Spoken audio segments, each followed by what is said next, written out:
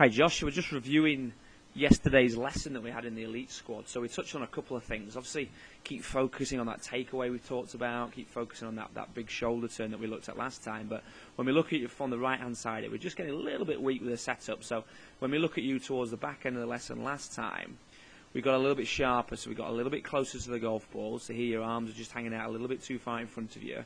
So quite a good little checkpoint here is that your eyes, in effect, are hanging over your hands. Whereas on the left-hand side of your eyes are actually hanging over the top of the shaft in the club there. So really just keep focusing on just getting that initial setup. So when we look at it towards the back end of the lesson here, that's better. That's better. So we get that sharper position, we get a bit closer to the golf ball. So it's much easier to create that movement we've been talking about. So still keep focusing on that movement away from the ball. Still keep focusing on that left shoulder leading that takeaway. Still picks it up a little bit, but it is getting stronger at the top, which is great. And then we touched a little bit yesterday on the feeling of your arms and your hands in that setup and in the swing. So try and keep those hands as soft as you can, as relaxed as you can.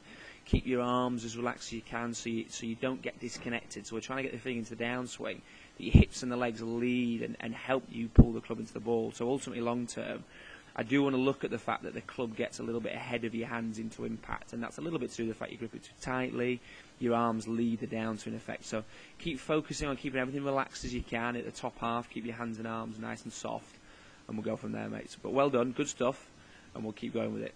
Thanks, Josh.